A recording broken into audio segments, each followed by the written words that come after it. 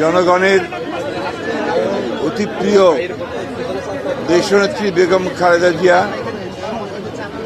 গত প্রায় এক সপ্তাহ ধরেই তিনি গুরুতর অসুস্থ অবস্থায় হাসপাতালে রয়েছেন।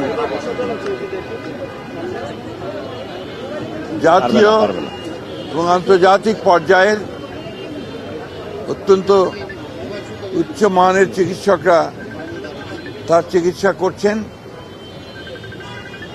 কিন্তু এই চিকিৎসার আরো উন্নত হাসপাতালে করা প্রয়োজন বলে সবাই মনে করছেন।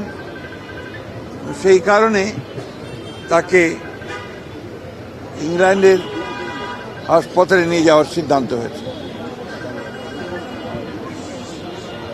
এই নেত্রী যিনি তার সারাটা জীবন এই দেশে গণতন্ত্র প্রতিষ্ঠার জন্য উৎসর্গ করেছেন।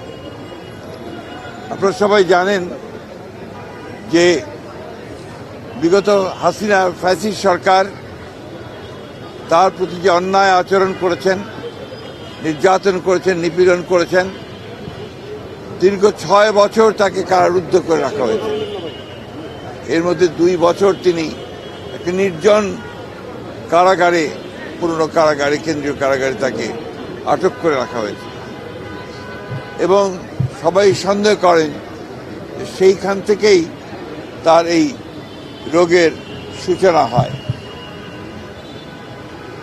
একটা অপরাধমূলক অবহেলা, চিকিৎসার অভাবের কারণে তিনি আরো অসুস্থ হয়ে পড়েন। এরপরে আপনারা জানেন যে গত 4 বছর কোভিডের সময় থেকে তিনি গুরুতর অসুস্থ হয়েছিলেন।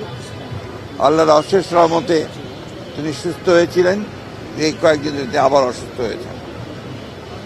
চিকিৎসকরা প্রাণপণে চেষ্টা করছেন এবং আশা করছেন যে তিনি আগামীকাল যদি আপনার এয়ার অ্যাম্বুলেন্স এসে পৌঁছায় কাতার থেকে, তাহলে আগামী পরশু অর্থাৎ রোববার তাকে লন্ডনে নিয়ে যাওয়া সম্ভব হবে। তবে তিনি এখনো গুরুতর অসুস্থ, সেই কারণে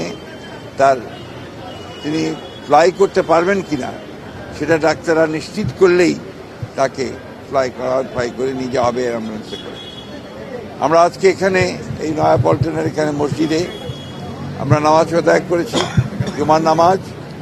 সারা দেশে আজকে জুমার নামাজের পরে বাংলাদেশের মানুষেরা দল মত নির্বিশেষে তারা আজকে এই মহান নেত্রীর জন্য, তার আরোগ্য লাভের জন্য, তিনি যে সুস্থ হয়ে আমাদের মাঝে ফিরে আসেন এবং দেশের যে সংকটময় মুহূর্তগুলোকে যেন তার অগত্যে আমরা সবাই অতিক্রম করতে পারি, সেই দোয়া আজকে বাংলাদেশের মানুষ তার কাছে, আল্লাহ তাআলার কাছে চেয়েছেন।